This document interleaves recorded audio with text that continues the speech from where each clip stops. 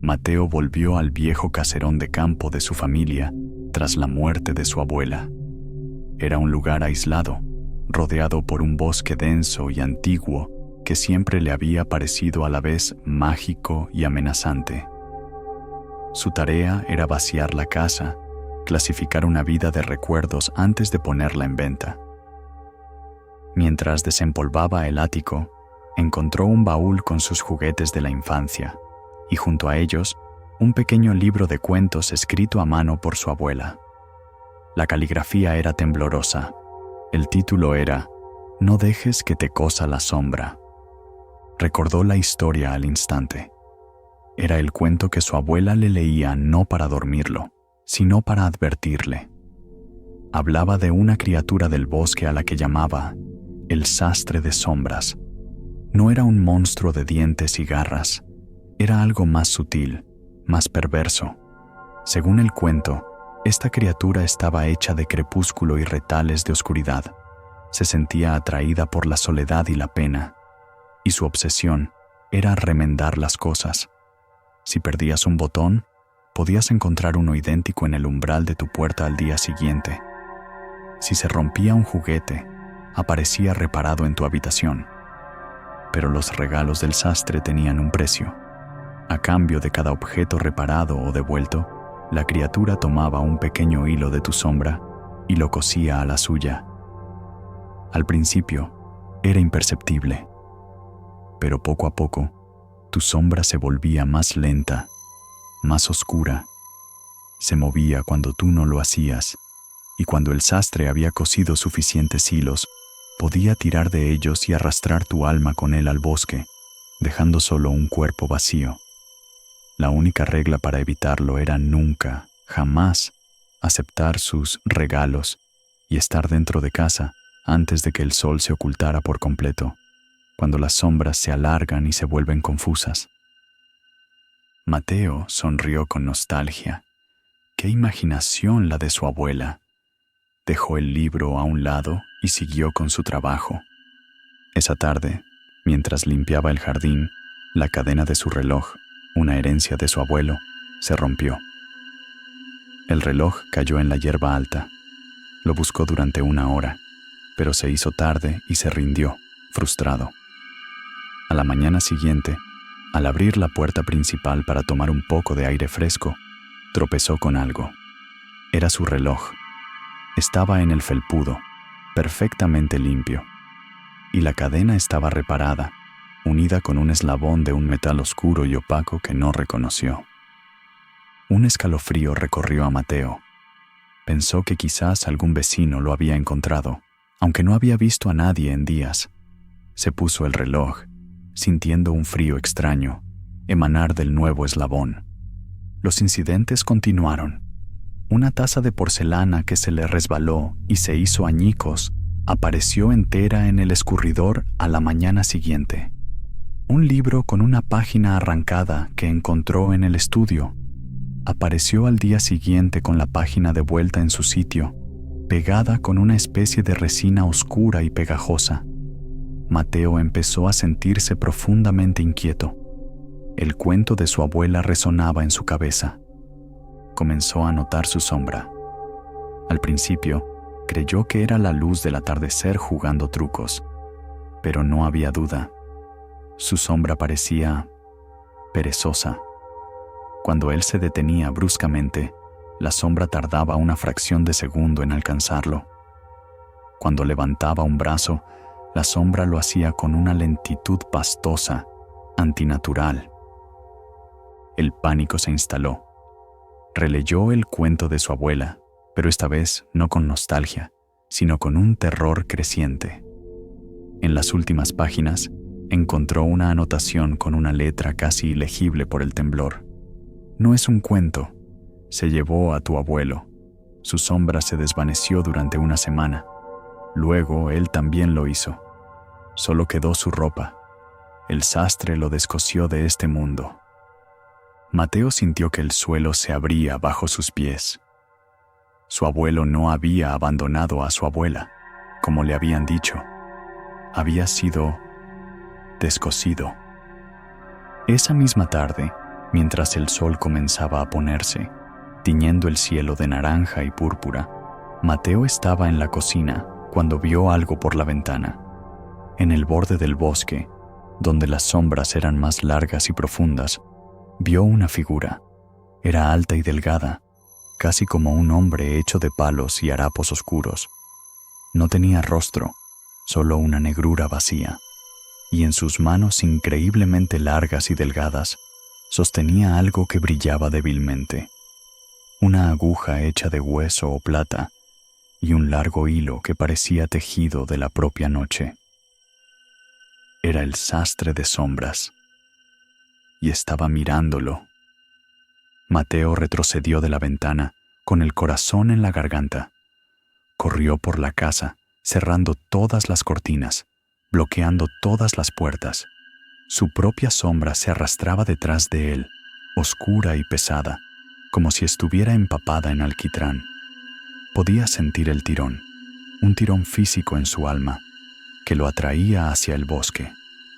Se encerró en el sótano, el único lugar sin ventanas. Se sentó en la oscuridad, temblando, escuchando. Oyó el crujido de la casa, el viento afuera, y luego un nuevo sonido, un ras, ras, ras rítmico, el sonido de una aguja pasando a través de la tela, pero no venía de afuera, venía de las paredes, de todas partes. El sastre no necesitaba entrar, ya estaba conectado a él, estaba cosiendo, reforzando los hilos, preparándose para el tirón final. Mateo se quitó el reloj y lo arrojó a la oscuridad del sótano. Se arrancó la camisa, como si eso pudiera ayudar. Sentía que su propia piel se volvía fría, que su esencia se drenaba. Pasó toda la noche en esa oscuridad, luchando contra el tirón, concentrándose en sus recuerdos, en su vida, en todo lo que lo anclaba a la realidad. No sabe si se durmió o se desmayó. Cuando la luz del sol finalmente se filtró por debajo de la puerta del sótano, el sonido de la costura se había detenido. Subió las escaleras con el cuerpo dolorido y agotado. Se atrevió a mirar su sombra. Parecía normal de nuevo. Quizás la luz del día lo protegía. Mateo huyó de esa casa. La dejó tal como estaba, con los regalos del sastre dentro y el libro de cuentos en el ático. No la puso en venta, la abandonó como una tumba. Pero sabe que no ha escapado. Cada atardecer, sin falta, siente un leve tirón, una punzada en el alma que le recuerda que los hilos, aunque debilitados, siguen ahí. Sabe que el sastre de sombras es paciente, puede esperar años, décadas. Esperará a que Mateo esté viejo, débil, solo, y entonces, una tarde de crepúsculo, terminará su trabajo, porque hay deudas que no se pueden pagar. Y una vez que el sastre de sombras ha decidido que tu sombra es el remiendo perfecto para su colección, es solo cuestión de tiempo antes de que venga a reclamarla.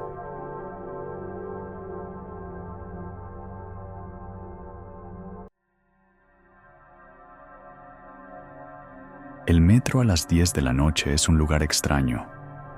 Un no lugar habitado por gente demasiado cansada para interactuar. Rodrigo era uno de ellos. Con los auriculares puestos, la cabeza apoyada en el cristal vibrante, veía las luces de la ciudad pasar como estrellas fugaces. Era el último vagón, como siempre, el menos concurrido. Aparte de él, había unas 6 personas más. Una estudiante dormitando sobre sus apuntes, 2 obreros con la ropa manchada de pintura, hablando en voz baja, una mujer con un maletín, un joven mirando su teléfono, gente normal, anónima. El tren entró en el largo túnel entre las estaciones de metro una de otra, la rutina de siempre, la oscuridad afuera, el zumbido monótono del vagón. Y entonces, las luces parpadearon. 1, 2 veces, y se apagaron. Oscuridad total. El tren comenzó a desacelerar hasta detenerse por completo con un chirrido metálico. Silencio. Solo el goteo de la condensación en algún lugar del túnel. Es una avería, pensó Rodrigo. Pasa a veces. Pasó 1 minuto, luego 2. La gente empezó a murmurar. El resplandor de las pantallas de los móviles iluminaba caras de fastidio. Rodrigo se quitó los auriculares. Fue entonces cuando las luces de emergencia se encendieron. Una luz roja y débil que teñía todo de un color sangriento. Y por un segundo, Rodrigo deseó con toda su alma haber permanecido en la oscuridad. Las personas de su vagón ya no eran las mismas. Ocupaban los mismos asientos, en las mismas posturas. La estudiante seguía con la cabeza sobre los apuntes. Los obreros seguían uno frente al otro. Pero sus rostros, todos, sin excepción, tenían la misma cara.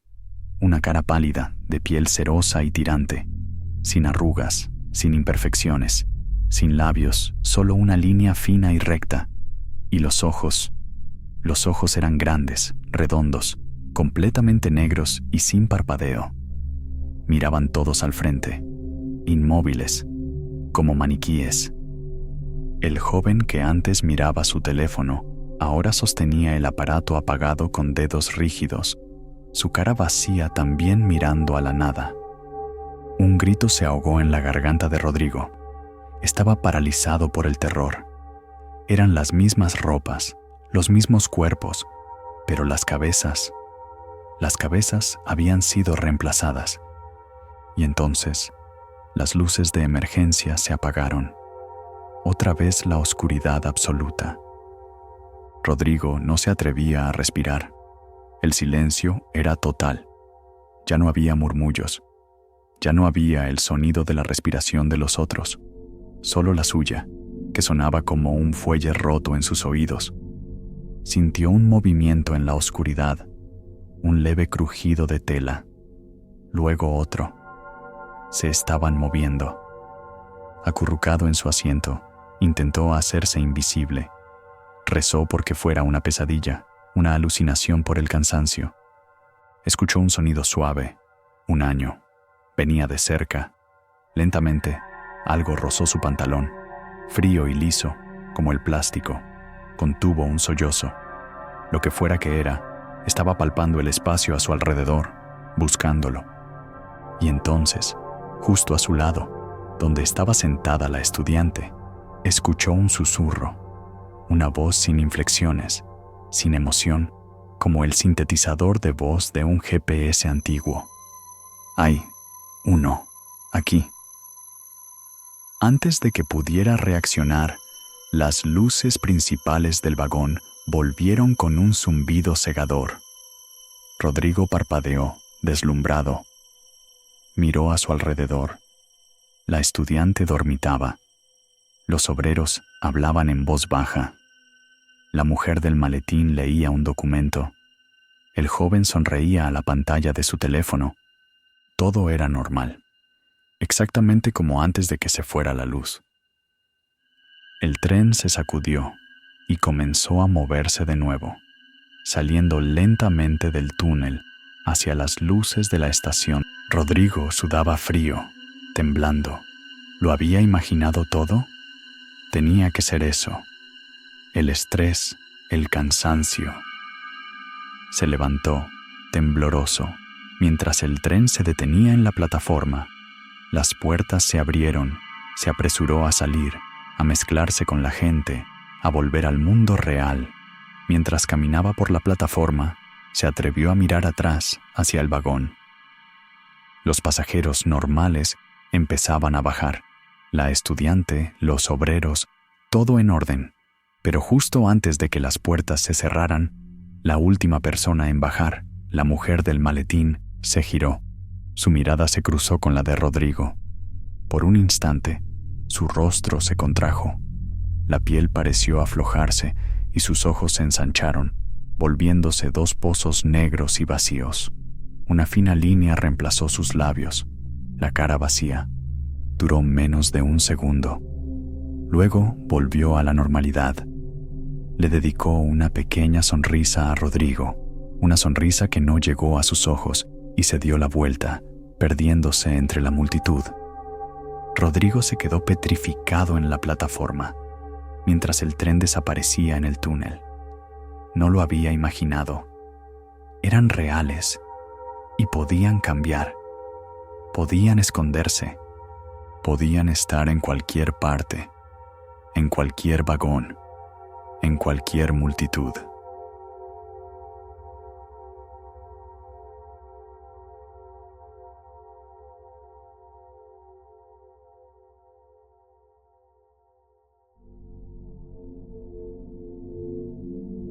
Leo y Sara eran adictos a la adrenalina de lo abandonado.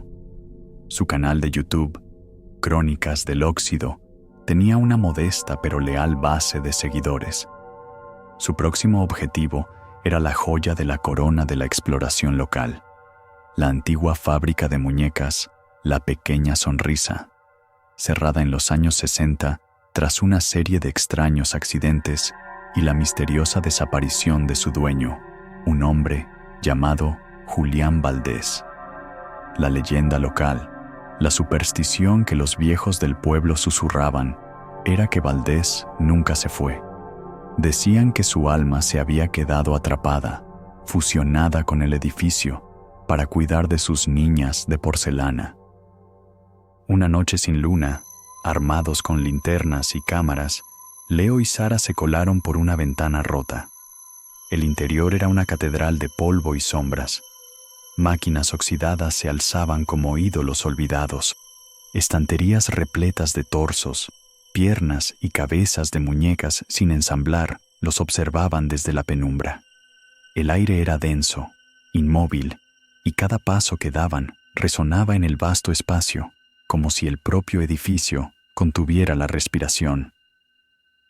«Esto es increíble», susurró Leo, su voz sonando extrañamente pequeña. Sara no respondió. Estaba enfocada en una puerta al final del taller principal, una que llevaba la inscripción «Oficina del Director», en letras doradas casi borradas. Era el único lugar que parecía extrañamente preservado. Decidieron que ese sería el plato fuerte de su exploración. Mientras avanzaban, comenzaron a notar inconsistencias. Un rastro limpio en el polvo, como si algo hubiera sido arrastrado recientemente. El leve chirrido de una viga metálica en el piso de arriba, a pesar de que no había viento. Y luego, el sonido. Un tarareo bajo y desafinado, una nana infantil que parecía venir de todas partes y de ninguna a la vez. Se detuvieron, apagando sus linternas, escuchando en la oscuridad total. El tarareo continuó por un momento y luego cesó abruptamente, sumergiéndolos de nuevo en un silencio opresivo. «Debe ser el viento en alguna tubería», dijo Leo, aunque su voz temblaba. Sara, más pragmática pero visiblemente asustada, asintió. «Vamos a la oficina, tomamos las fotos y nos vamos». La puerta de la oficina de Valdés estaba cerrada, pero no con llave. Al empujarla, se abrió con un gemido largo y protestón. El interior estaba congelado en el tiempo. Un escritorio de roble macizo, un calendario de pared detenido en octubre de 1962 y sobre el escritorio, un solo objeto, una hermosa caja de música de madera tallada. En su tapa había una bailarina de porcelana. Leo, pensando en el increíble vídeo que haría, no pudo resistirse. Agarró la caja de música. En el instante en que sus dedos la tocaron, un frío antinatural le recorrió el brazo. La puerta de la oficina se cerró de golpe detrás de ellos, sumergiéndolos en la oscuridad. Frenéticos, encendieron sus linternas. Estaban atrapados. Empezaron a golpear la puerta, pero era como golpear una pared de acero. El pánico se apoderó de ellos, y entonces la caja de música en las manos de Leo comenzó a sonar por sí sola. Era la misma nana que habían escuchado antes, pero ahora era clara, nítida, y llenaba la pequeña habitación. Desde el otro lado de la puerta, escucharon un sonido de arañazos lentos. No era un animal. Era metódico, deliberado, como uñas largas arrastrándose por la madera. Luego, una voz que sonaba como el crujido de hojas secas, susurró a través de la puerta.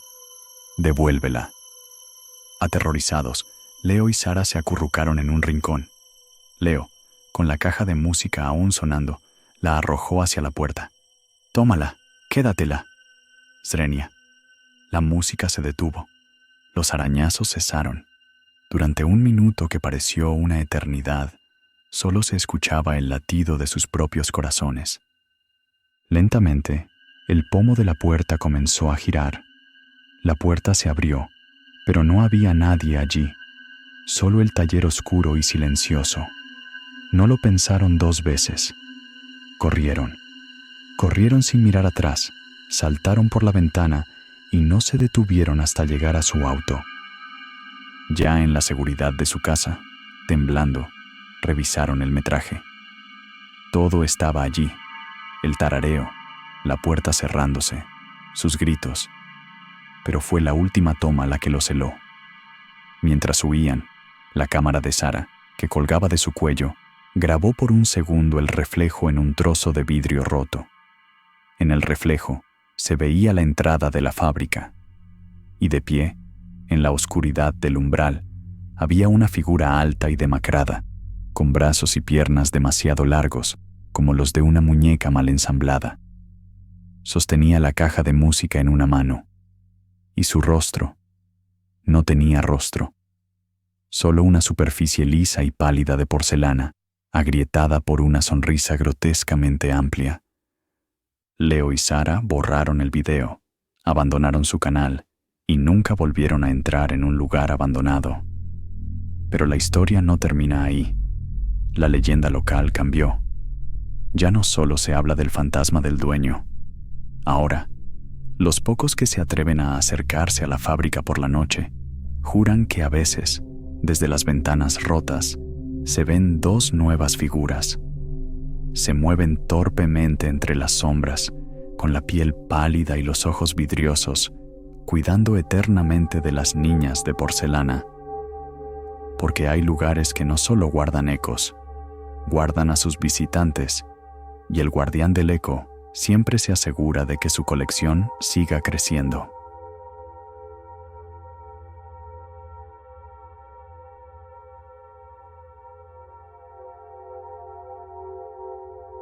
Clara odiaba su apartamento nuevo, no por el tamaño ni por la vista, sino por el silencio.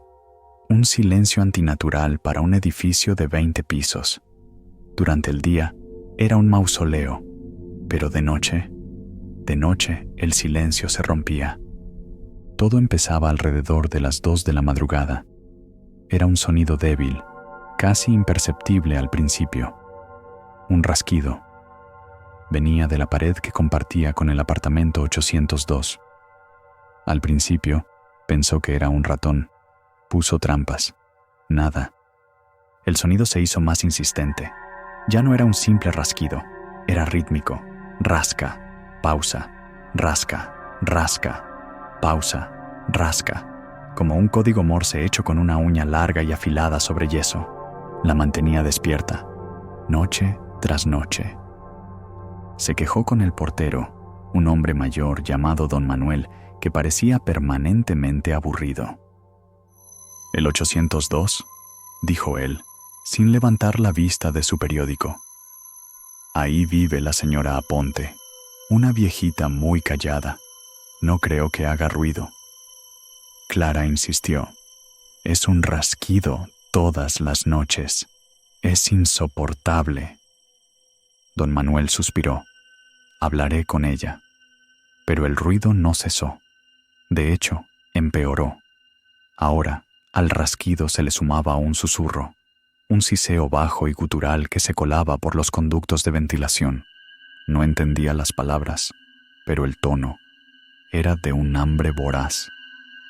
Una noche, harta, Clara pegó la oreja a la pared. El rasquido se detuvo al instante. Silencio total. contuvo la respiración. Y entonces, justo del otro lado del muro, a centímetros de su oído, escuchó una voz, clara, nítida y terriblemente cerca. «Te estoy sintiendo», susurró la voz, una voz que no era de una anciana. Era seca, como hojas muertas. Clara saltó hacia atrás, con el corazón martilleando su pecho. El miedo se convirtió en obsesión. Empezó a investigar a la señora Aponte. Nadie en el edificio la había visto en meses. Las facturas de los servicios se acumulaban en su puerta, pero alguien las recogía en mitad de la noche. El correo se deslizaba por debajo de la puerta y desaparecía. Clara intentó hablar con otros vecinos. Nadie quería involucrarse. «No escucho nada. Seguro son las tuberías. No te metas en problemas». La indiferencia era casi tan aterradora como el ruido. Sentía que se estaba volviendo loca.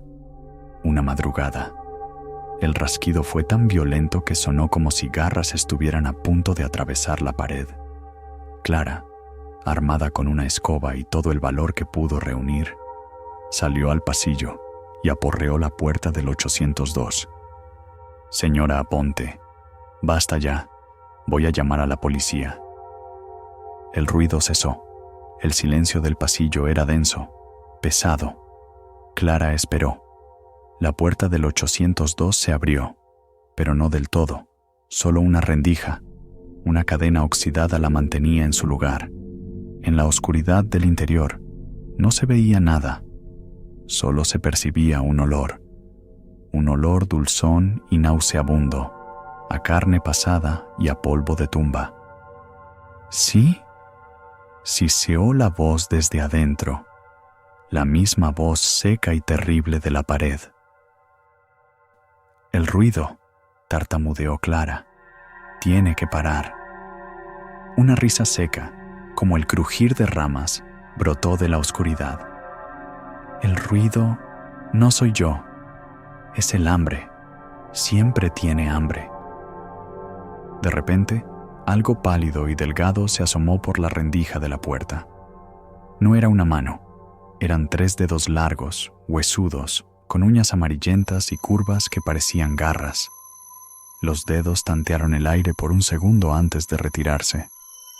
«Pero no te preocupes, niña, ya casi termina de cavar. Pronto buscará en otro lado». La puerta se cerró con un golpe seco. Clara corrió a su apartamento y llamó a la policía. Cuando llegaron, tuvieron que forzar la puerta del 802. Don Manuel subió con ellos, con una expresión de fastidio. Abrieron la puerta. El olor los golpeó como una pared. El apartamento estaba vacío de muebles. Las paredes, el suelo, el techo. Todo estaba cubierto por una red de profundos arañazos, como si un animal gigante hubiera estado atrapado dentro.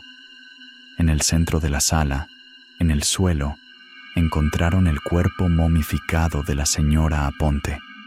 Llevaba muerta, según el forense, al menos 1 año. Pero no fue eso lo que hizo que uno de los policías vomitara. Fue la pared que daba al apartamento de Clara. En el centro de los miles de arañazos había un agujero recién hecho, un túnel oscuro y estrecho, apenas del tamaño de un cuerpo humano, que atravesaba el concreto y llegaba directamente al otro lado, directamente a la pared detrás de la cama de Clara.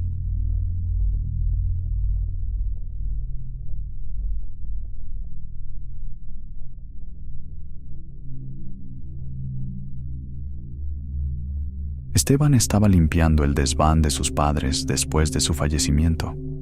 Era un trabajo triste, lleno de polvo y nostalgia.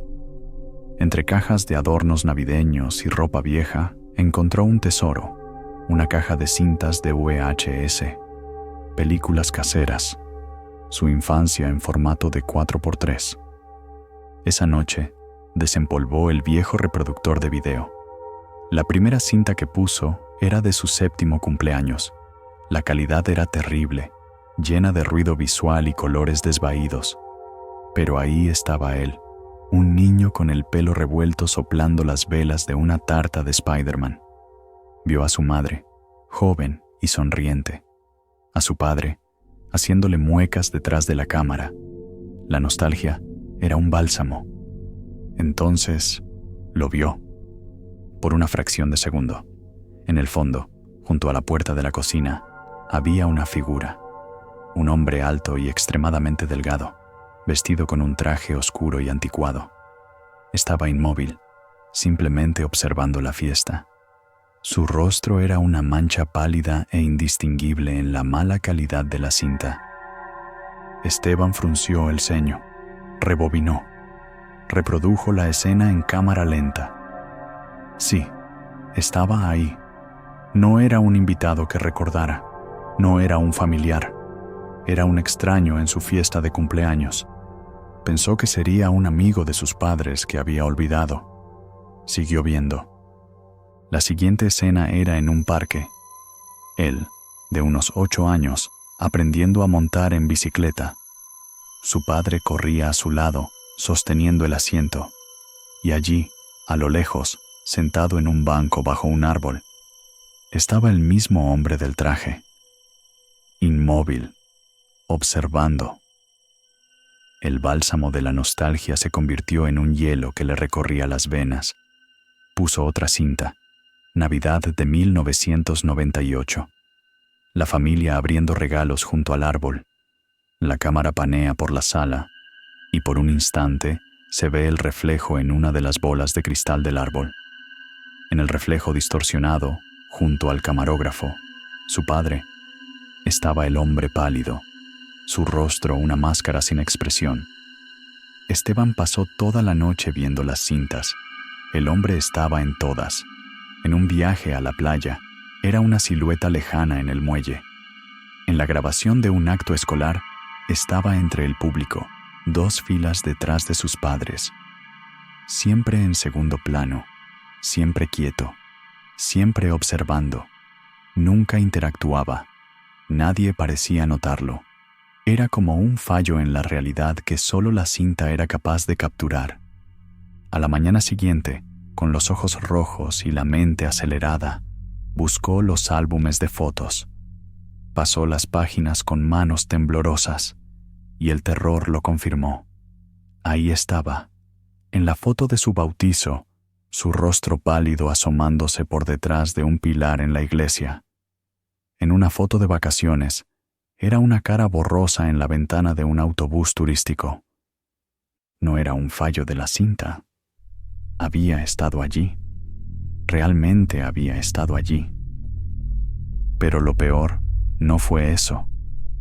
Lo peor fue cuando Esteban volvió a mirar la primera cinta, la de su 7º cumpleaños. La volvió a poner. La escena de la tarta. El hombre ya no estaba junto a la puerta de la cocina. Ahora estaba de pie, detrás de la silla de su madre, más cerca. Con un grito ahogado, Esteban sacó la cinta y metió la de la Navidad. La escena del reflejo en la bola de cristal. El hombre ya no estaba junto a su padre. Su reflejo ahora estaba justo detrás del pequeño Esteban, con una mano pálida y delgada casi rozando su hombro. Él se estaba moviendo. Cada vez que observaba los recuerdos, la criatura avanzaba, se acercaba más al centro de la acción, se insertaba más en su vida. No estaba solo viendo los recuerdos, los estaba reescribiendo. Desesperado, Esteban reunió todas las cintas, todas las fotos, y las metió en una bolsa para quemarlas. Mientras lo hacía, pasó junto a un espejo en el pasillo. Se detuvo en seco. En su propio reflejo, de pie detrás de él, vio la figura del hombre alto y pálido del traje. No estaba en la habitación real, solo en el reflejo. Y por primera vez, Esteban pudo ver su rostro con claridad. Era un lienzo blanco, sin ojos, sin nariz, sin boca. una nada absoluta. La figura en el espejo levantó una mano y tocó el hombro de su reflejo. Esteban sintió un frío glacial en su propio hombro, un frío que le llegó hasta los huesos. Miró sus manos. Estaban temblando. Miró de nuevo al espejo. El hombre seguía allí, pero Esteban notó algo más. Su propio rostro en el reflejo estaba empezando a desvanecerse, a perder detalle, como una fotografía vieja expuesta demasiado tiempo al sol, porque entendió la verdad. La criatura no quería sus recuerdos, no quería su vida. Lo único que quería aquello era su lugar.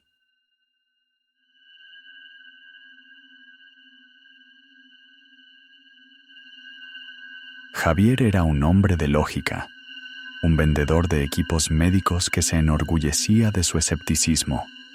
Para él, los fantasmas y las leyendas eran cuentos para asustar a los niños.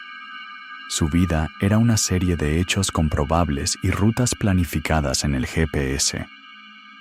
Esa noche, conducía desde la capital hacia un pueblo remoto en el interior del país para una reunión importante a primera hora. El GPS, por un fallo de actualización, lo desvió por una ruta secundaria, una carretera estatal de 2 carriles, vieja y mal iluminada, que atravesaba kilómetros de la nada más absoluta. El tramo era conocido por los locales como la Recta del Silencio, una línea de asfalto de casi 80 kilómetros sin una sola curva, flanqueada por campos yermos y árboles esqueléticos. Javier notó lo primero que le da el nombre. Su radio, que emitía un podcast, de repente se convirtió en un siseo de estática pura. Intentó buscar otra emisora. Nada. Solo el zumbido blanco y constante. Luego, las luces del salpicadero de su coche nuevo parpadearon erráticamente. El indicador de gasolina bailó entre lleno y vacío. Javier, molesto, golpeó el tablero. «Chatarra moderna», masculló, atribuyéndolo a una interferencia magnética o a un fallo eléctrico. Era un hombre de lógica, después de todo.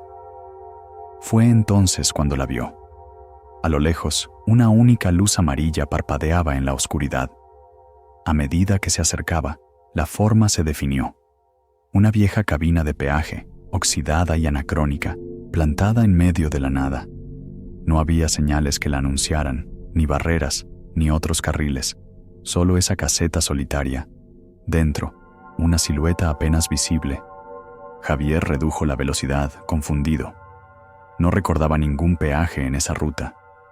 Al acercarse, vio que la cabina estaba decrépita, con la pintura descascarada y los cristales sucios. La barrera de paso estaba levantada, invitándolo a seguir de largo.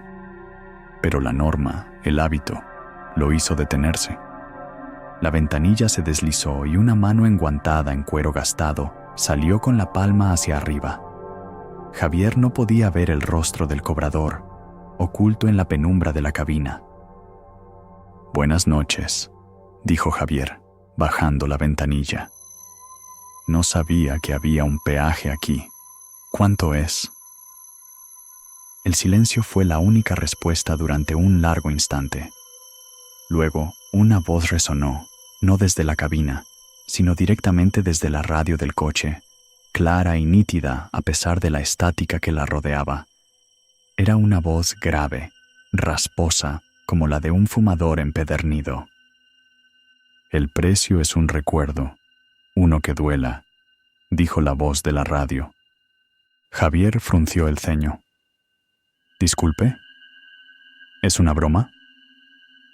La voz de la radio respondió: «No hay bromas en la Recta del Silencio.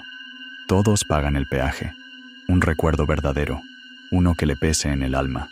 Déjelo aquí y podrá pasar. De lo contrario, la recta nunca termina». Javier soltó una carcajada nerviosa. «Mire, no tengo tiempo para esto». Puso el coche en marcha para irse, pero al pisar el acelerador, el motor solo emitió un quejido ahogado. Lo intentó de nuevo. Nada. El coche estaba muerto. Miró por el retrovisor. La carretera tras él se había desvanecido en una niebla negra y antinatural. Delante, solo la cabina y la interminable recta. Estaba atrapado. El pánico, frío y ajeno a su lógica, comenzó a trepar por su espalda. La voz de la radio volvió a hablar, esta vez con un matiz de impaciencia. El tiempo aquí no es como el suyo. Podemos esperar, pero el hambre crece. Denos un recuerdo. Javier, con el corazón desbocado, decidió seguirle el juego a esa locura. Tal vez era un sueño, una alucinación por el cansancio. De acuerdo, dijo en voz alta. Pensó en algo trivial. Recuerdo cuando perdí mi primer diente. La voz de la radio expresó. Insignificante. Queremos dolor. Queremos arrepentimiento.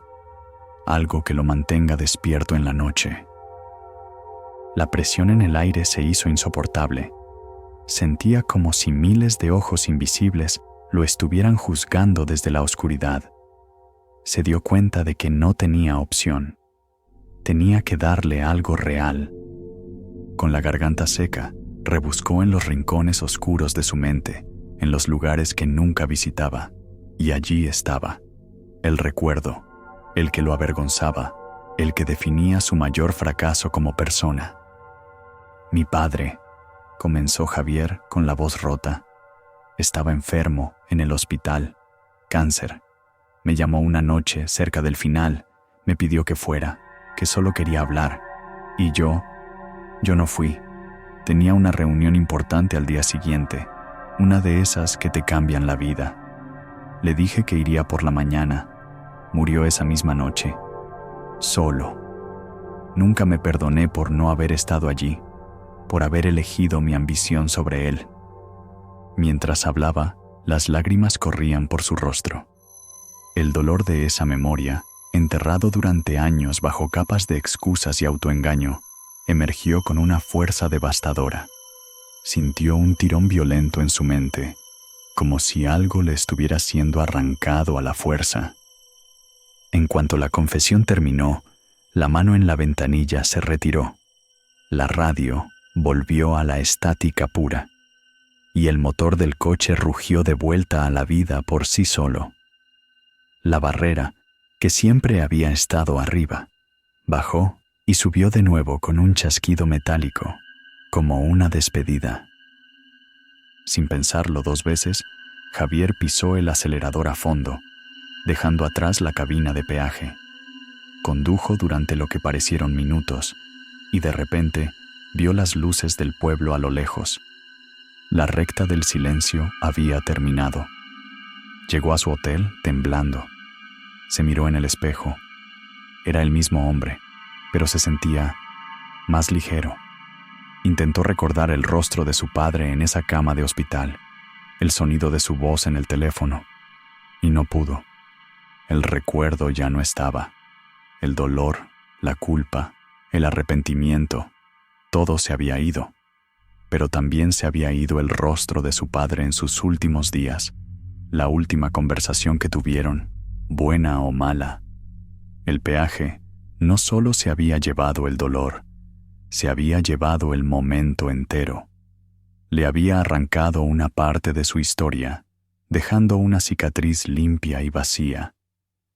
Javier nunca volvió a ser un hombre de lógica, porque ahora sabía que hay lugares en el mundo que operan bajo reglas más antiguas y crueles que la física.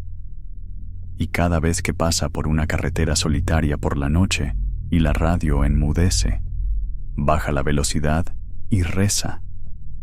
Reza para no encontrarse con otra cabina de peaje, porque sabe que ya no le quedan muchos recuerdos que esté dispuesto a perder.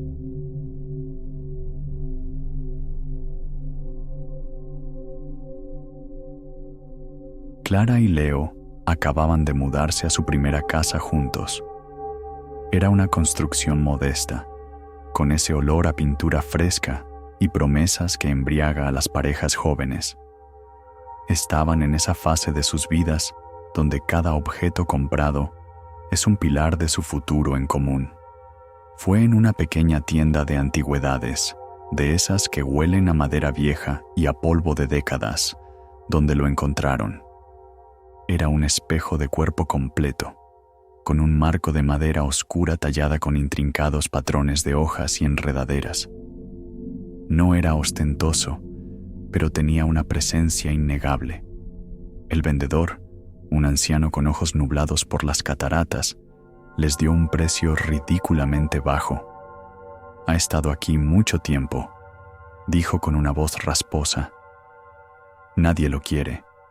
Dicen que trae mala suerte, que te quita cosas».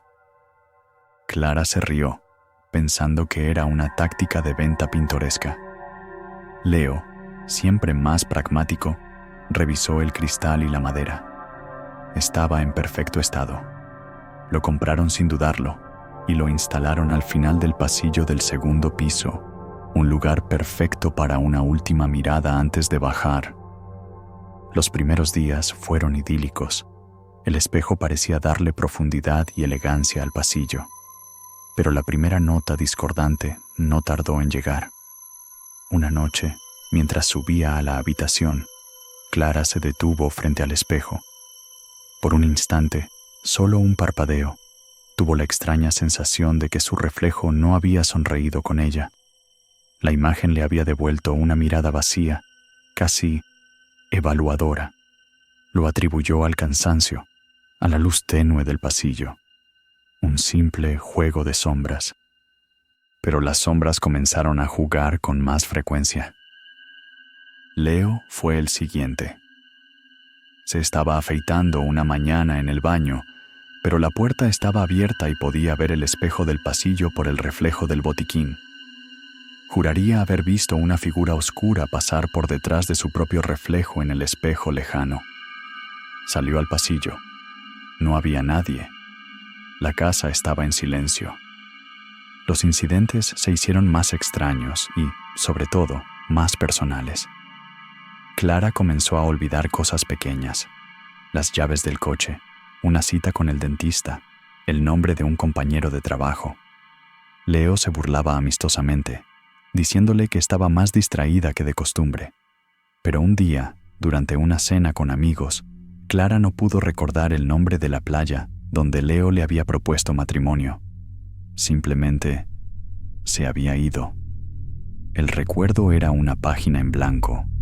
Vio el pánico en los ojos de Leo y por primera vez sintió un miedo frío y genuino. El espejo seguía allí, al final del pasillo, impasible. Leo empezó a notar cambios en Clara. No solo los olvidos. Su risa, antes tan fácil y contagiosa, se volvió infrecuente. A veces la encontraba de pie, mirando su propio reflejo, pero con una expresión de desconcierto, como si no reconociera del todo a la persona que le devolvía la mirada. Una noche, él se despertó a las 3 de la mañana por un leve ruido. Clara no estaba en la cama. La encontró en el pasillo, de pie frente al espejo, completamente inmóvil.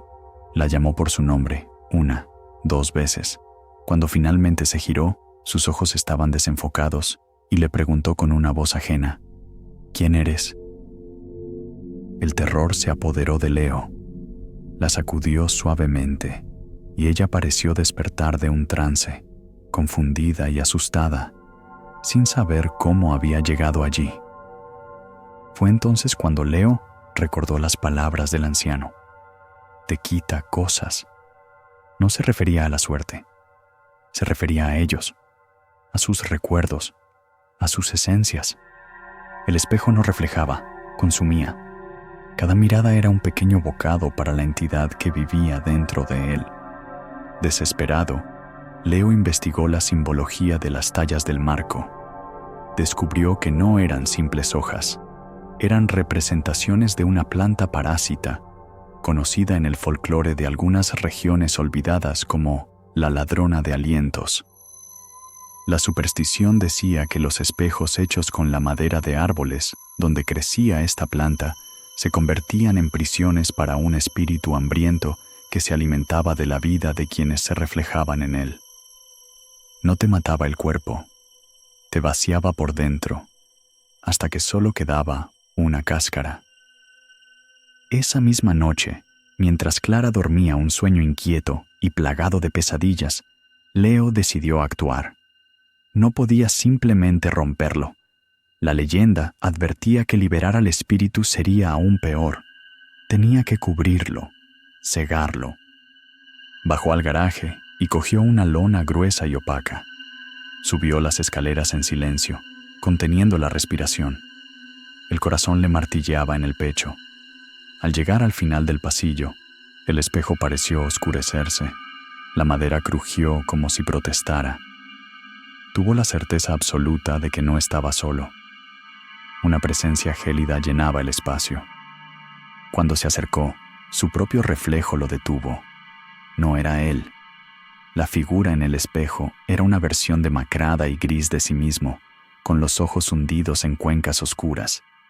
Una sonrisa torcida y maligna se dibujó en ese rostro prestado. Era una burla. El espejo le estaba mostrando lo que le esperaba. Leo sintió que sus propias memorias comenzaban a deshilacharse. El día de su boda, el rostro de su madre, su primer beso con Clara. Imágenes que se volvían borrosas, distantes. El pánico le dio la fuerza que necesitaba. Con un grito ahogado, lanzó la lona sobre el espejo. En el instante en que la tela cubrió el cristal, un gemido gutural y antinatural resonó por toda la casa. Un sonido que no parecía provenir del aire, sino de dentro de su propio cráneo. Las luces parpadearon y se apagaron. La casa se sumió en una oscuridad y un silencio absolutos y aterradores.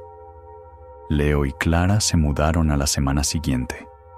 Dejaron la mayoría de sus cosas, incluyendo el espejo cubierto con la lona al final de ese pasillo oscuro. No le dijeron nada al nuevo inquilino. ¿Qué podían decir? ¿Que no quitara la lona del espejo o éste devoraría su alma poco a poco? A veces, en mitad de la noche, Leo se despierta y mira a Clara mientras duerme. La ama con locura, pero hay un abismo en su mirada que antes no existía. Hay fragmentos de ella, de su historia juntos, que se perdieron para siempre en ese pasillo.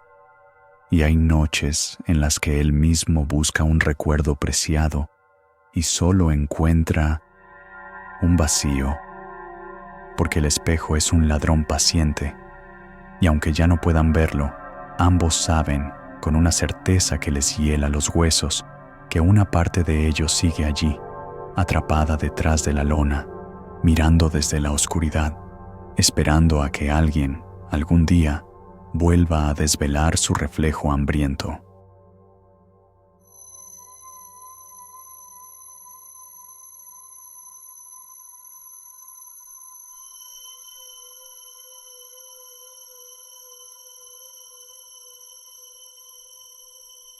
Hay tradiciones que se transmiten de generación en generación sin preguntas. Pequeños rituales familiares que consideramos manías de nuestros abuelos. Supersticiones pintorescas de una época más simple. Dejar un vaso de agua para los espíritus. No barrer de noche. Poner una escoba detrás de la puerta. Las hacemos por costumbre, por amor, sin entender realmente su propósito. Pero algunas tradiciones no son para atraer la buena suerte. Son para mantener a raya la mala. Y dejar de cumplirlas puede tener un precio terrible. Cuando la abuela de Mateo murió, él heredó la vieja casa de campo. Un lugar aislado, enclavado en las montañas, a kilómetros del pueblo más cercano. Para Mateo, un diseñador gráfico acostumbrado al caos de la ciudad, era una reliquia, un estorbo. Planeaba vaciarla, venderla y no volver a pensar en ella. Su abuela había sido una mujer extraña, llena de lo que él llamaba costumbres de pueblo. Una de las más peculiares era la que realizaba cada luna nueva, sin falta. La llamaba la ofrenda de sal y sombra. Consistía en trazar una línea gruesa de sal de grano frente a todas las puertas y ventanas de la casa. Y luego, debía apagar todas las luces y dejar un plato con pan duro y agua en el umbral del sótano, cuya puerta siempre debía permanecer cerrada con 3 cerrojos. Mateo la recordaba de niño, viendo a su abuela realizar el ritual con una seriedad casi fúnebre. «Es para mantener tranquilos a los que caminan debajo», le decía ella. Mateo sonreía, pensando que era una forma poética de hablar de las termitas o los ratones. La primera luna nueva después de instalarse temporalmente en la casa para catalogar las pertenencias, Mateo recordó la tradición. Se rió. «Pobre abuela», pensó. «Toda una vida de miedos infundados». Cansado del largo día de trabajo, simplemente cerró la puerta principal con llave y se fue a dormir, ignorando por completo el ritual. Consideró que esa noche la superstición familiar moriría con su abuela. Grave error. Pausa dramática. El sonido del viento se vuelve más fuerte, como un gemido.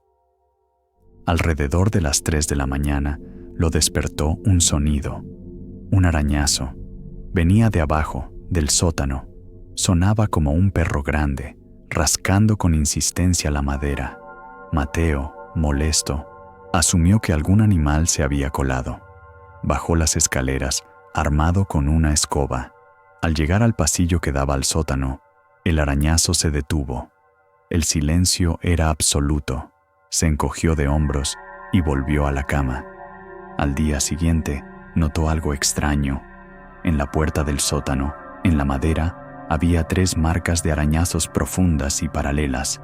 Eran demasiado anchas para ser de un animal que él conociera y parecían frescas. Un escalofrío le recorrió, pero lo atribuyó a su imaginación. La segunda noche, el sonido volvió, pero era diferente. No era un arañazo, era un golpeteo, lento, rítmico, metódico. Toc, toc, toc, desde la puerta del sótano. 3 golpes, una pausa y otra vez. Toc, toc, toc. Esta vez, Mateo no bajó. Se quedó en su cama, con las sábanas hasta el cuello, escuchando el golpeteo que continuó, sin cesar, hasta el amanecer. Por la mañana, descubrió que el primer cerrojo de la puerta del sótano estaba abierto.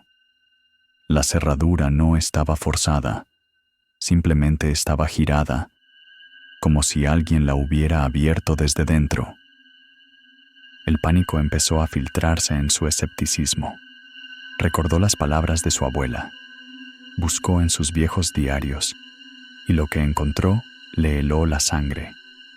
El diario no hablaba de ratones, hablaba de una deuda. La casa, según su abuela, había sido construida sobre un terreno que no les pertenecía del todo. Pertenecía a algo más antiguo, una criatura de la tierra, una entidad de sombra y hambre que vivía en la oscuridad subterránea. El fundador de la familia había hecho un pacto. Podrían vivir en la superficie, siempre y cuando alimentaran a la cosa de abajo y mantuvieran las barreras de sal para recordarle los límites. La ofrenda no era un regalo, era un pago, un peaje para que la criatura no reclamara lo que consideraba suyo, la casa y todo lo que había en ella. La tercera noche, Mateo no cometió el mismo error.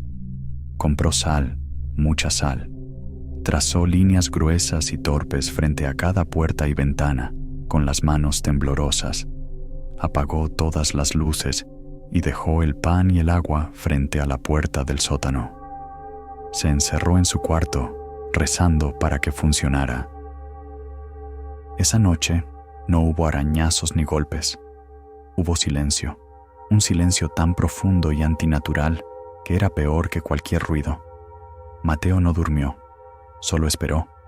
Justo antes del amanecer, escuchó un sonido que nunca olvidaría. Un susurro largo y siseante que parecía deslizarse por toda la casa, justo al otro lado de las paredes. Y luego, una voz Una voz que era como el roce de la tierra seca y el crujido de raíces, habló justo fuera de la puerta de su habitación. «Casi», susurró la voz, «casi lo olvidas». Por la mañana, el pan y el agua habían desaparecido. El segundo cerrojo de la puerta del sótano también estaba abierto. Solo quedaba uno. Mateo huyó. Dejó todo atrás: la ropa, los muebles, los recuerdos. Condujo hasta la ciudad y nunca miró hacia atrás. Intentó vender la casa, pero ningún agente inmobiliario se atrevía a poner un pie en la propiedad. Los lugareños sabían. Todos sabían. Mateo ahora vive en un apartamento en el piso 20 de un rascacielos, lejos de la tierra, lejos de cualquier sótano, pero cada luna nueva realiza el ritual. Traza una línea de sal frente a la puerta de su apartamento y deja un plato con pan y agua en el pasillo. Sus vecinos creen que es un excéntrico, pero él sabe la verdad. Sabe que la deuda es hereditaria. Sabe que la criatura del sótano tiene buena memoria. Y sabe que, aunque esté a cientos de kilómetros de distancia, esa cosa sigue esperando. Esperando pacientemente la noche en que él, por fin, se olvide de pagar.